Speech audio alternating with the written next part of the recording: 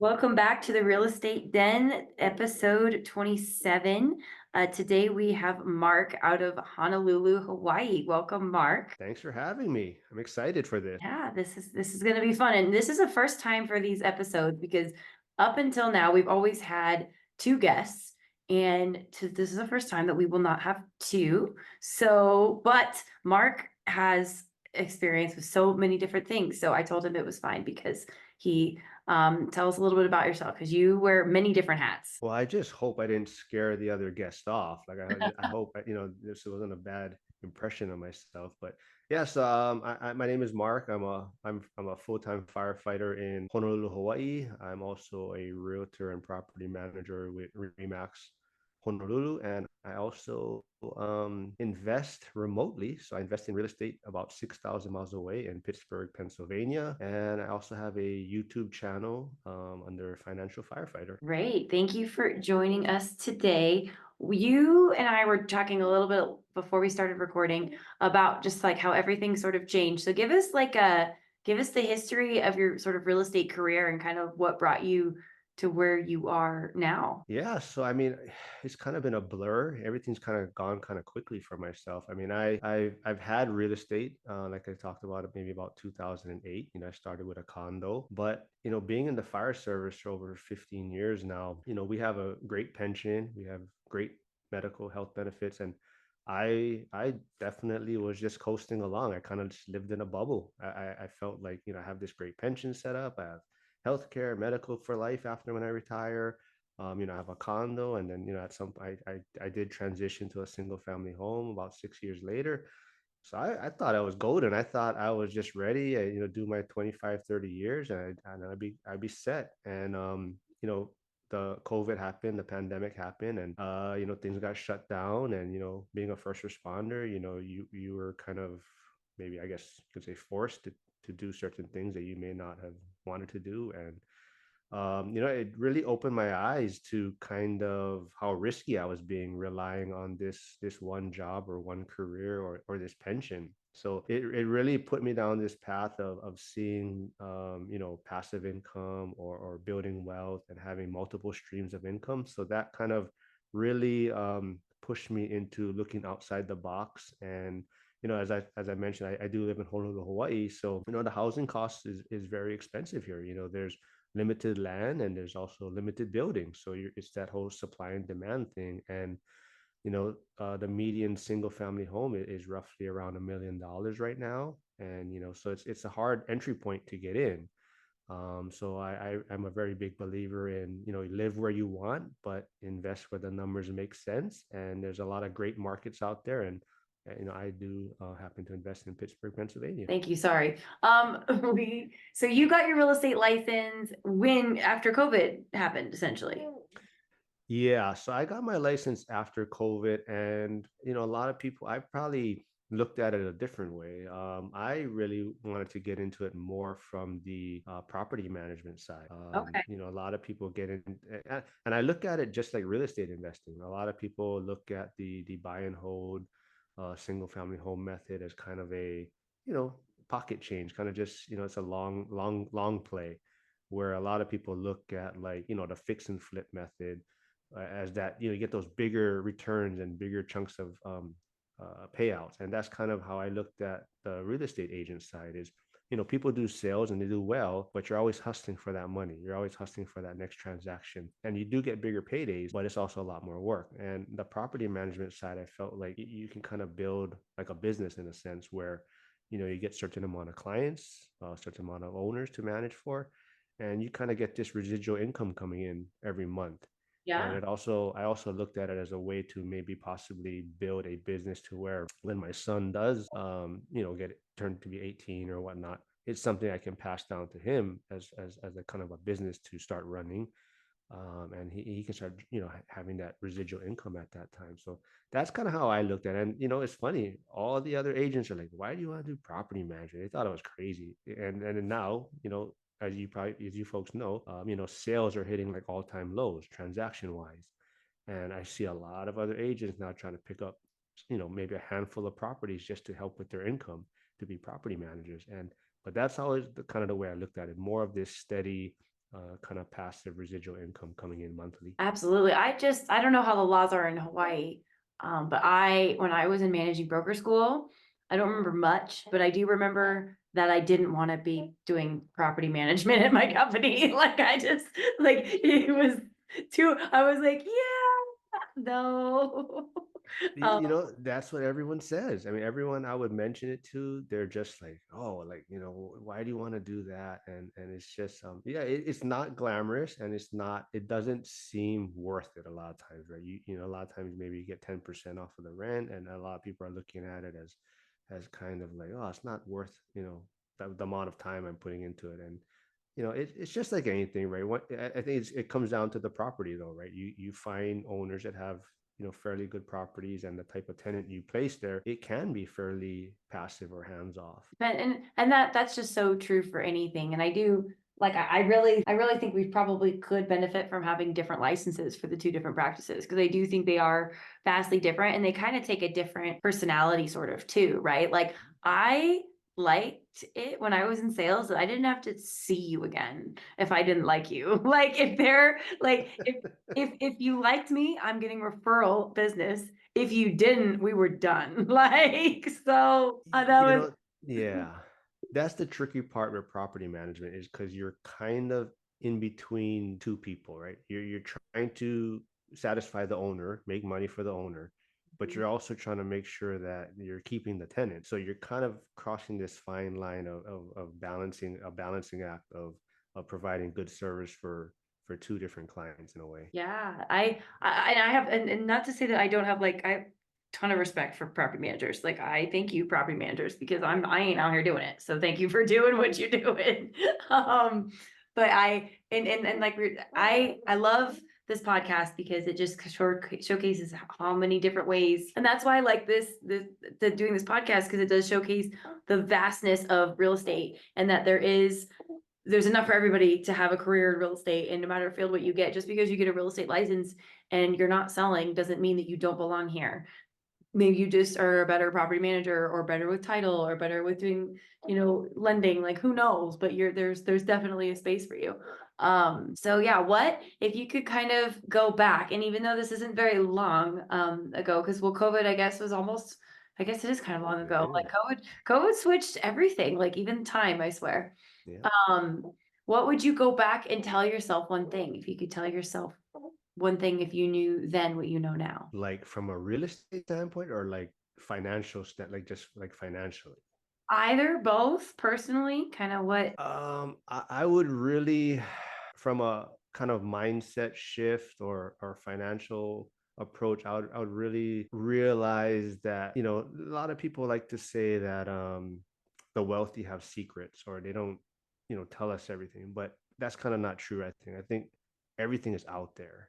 It's just a matter of if you want to kind of learn more about it, or not get caught up around what your circle is telling you, like, oh, that's a scam, or this and that. And I think that's the biggest thing. I think it's really who you surround yourself with. And that I kind of talk about this a lot on my YouTube channel. Is I love the firehouse. I love the connections that I've made, but at the same time, I feel like it's a group that is working towards their pension, and it's a group of people that have this vision of working 25, 40 years for this pension at that payout at the end. And I feel like I love the job, but I could have had a great 10-year career and it would have been successful at it. And if I focus more on the finances and real estate side, I think that would have been my path to kind of retiring early, but also just having a great 10-year career. And so I think it's really about who you surround yourself with, and people that are striving to do other things. And whether it's start a business, whether it's start a podcast, whether it's to go into real estate, or if you prefer stocks, but it's just other people that realize that there's so much opportunities out there. And the one big thing I really didn't realize too is it's almost as if money is fake. Like money is fake. And having money is, you don't want money, right? You want it in assets, you want it in real estate, you want it in stocks and other things. And that's the thing, right? When they can print money anytime they want, it's really how valuable is it to actually have money, right? So that's something that I just, like I said, I was kind of just in this bubble, working for my paycheck, working for my pension. And like I said, COVID just really, really opened my eyes to a lot of things. And it really just made me realize like how kind of, we're lied to. I have so many things I agree with you that is just like unreal. And I got into real estate at 21. So I was really young. This was like my only career. I've only ever lived this way. And I thought it was interesting that you mentioned that it was risky. I was risky working this job, working for my pension, because all that I've heard in my almost 9 years of being in the industry, is that I'm risky for being in business, which I think is just so ironic, because like it's just such a testament to depends on your mindset, right? Like I always kind of said, I'm like, well, what if you lose your job? Like what if like something can happen to my business just like something can happen to your job? Like I don't know, isn't it kind of the same? Uh, Exactly. so that's what do your mornings look like? Do you have kind of a structured morning and ritual that you do? Yeah, people give me a hard time about it. I mean, people that's so I like to say that I'm lazy. I'm very lazy, but I think, and that's also what I like to talk about, is I feel like it's about always understanding yourself, but also figuring out how to turn that into a strength or benefit. So I am lazy, but I think that has made me efficient and effective. So, I'm one of those people that like I have to work out. And if I don't work out, it kind of just sets the tone for the rest of my day. And so I do wake up very early to get something in, at least do something. And now that has changed too, because, so for my, because I invest about, a couple of time zones away, so about 6 hours away, a lot of times my properties are in Pittsburgh. And if I get a message from, the property manager or a lender or whatnot, if I wake up at, 5 in the morning Hawaii time, or 6 in the morning, it's like noon or after lunch for Pittsburgh.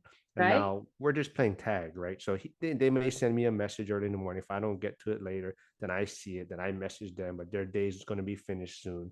So they might not get back to me the next morning. And then if I, so it's kind of like this circle, this merry-go-round. So I actually wake up probably around 2:30 every day in Hawaii. And I check emails, I do social media stuff, and I work out. And that's also because my son is sleeping. So I get a lot done before yeah, and that also allows me to focus on when he does wake up. I can just have breakfast with him. We can, goof around in the morning, when I do have him, get him to school and things like that. So yeah, a lot of people look at it as me being crazy, but I feel like that has been my structure to allow me to function effectively. So yeah.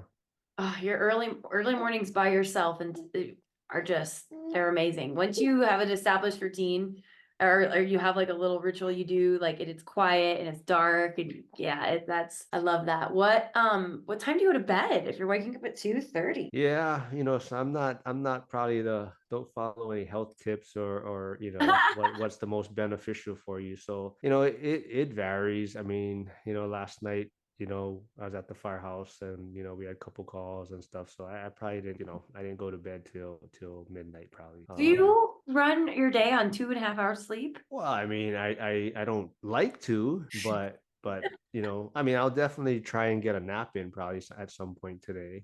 Goodness. I have some other Zoom calls and other issues, but get to it. Then end of my day, I would constantly being like, okay, I gotta rush because I need to work out. I need to. So yeah, I know it's not the best to not get a good night's sleep, but to me, it just allows me to have a better overall day. Like, that I get the workout, and if not, I'm constantly going to be stressing about how am I going to fit it in, or I'm going to be rushing. So Right. yeah. No, I used to be, I 4 o'clock was my time that I like to wake up. That was before I had kids though, and I had like a very intense morning routine. And now I do my journal and I read and I like do like a couple other like marketing things, and that's just like my quick little morning routine. But what ways, how old is your son, if I can ask? He will be 9 at the end of July. Okay, how did your relationship with your son change when you had all of these sort of like COVID like realizations? So that's a great question. It's something I always struggle with because, you kind of just touched on it, me having this early morning routine and getting up early and getting a lot of things done. Sometimes I feel like I'm not showing him that hustle. Like I'm not showing him what it might need to take if you want to, get to the next step or what you want to do in life, right? So maybe he doesn't see that, or he only sees me having all this time to spend with him, or he only sees, and I know that's beneficial, spending all this quality time with him, but I feel like sometimes I'm limiting him seeing the grind that I'm putting in. So that's sometimes where I struggle with it. Yeah, sometimes I gotta let him see what I'm doing. But definitely, that whole, like you're talking about, my whole mindset on even just education has changed quite a bit, right? So, some people definitely going to school, getting a college degree is beneficial for them. And that's that. Some people, it just works for them. I'm hoping that he does have some entrepreneurial mindset or goals in there. And, like, and that's also, I think, why I'm trying to do what I'm doing, because I want to be able to allow him even more opportunities to just do what he wants. So I think it's just constantly building, on that foundation. So, I know there's a lot of people that don't believe in passing down generational wealth or passing down wealth, and they want their kids to, kind of start from the bottom in a sense, like because I did, that's how they learn, right? I want to provide him a leg up if possible. Not saying I want to make his life easy, but I want to give him opportunities to if he wants to make cartoons and be a movie creator or whatever, then that's his passion, then he has all that opportunity to go try and fulfill that. If he wants to make toys, but I think that's what it is, and it's just giving him all these opportunities to kind of maybe follow his, because it is hard to follow your passion if you're not financially independence in a sense, Absolutely. right? Money is essential to Yeah. everything. Everything. We need money to live. If we don't need money, if the dollar fails, we'll have some other way of exchanging currency. Like that's just the way it works. Yeah. So yeah, and I'm a huge proponent. I take my two under two to when my husband and I, because my husband sells real estate and I am the managing broker.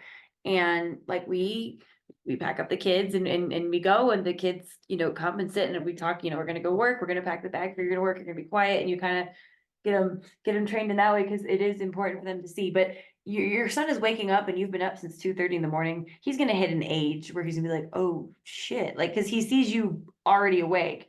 I think it's different instead of like being away all day, like in different spaces. You know what I mean?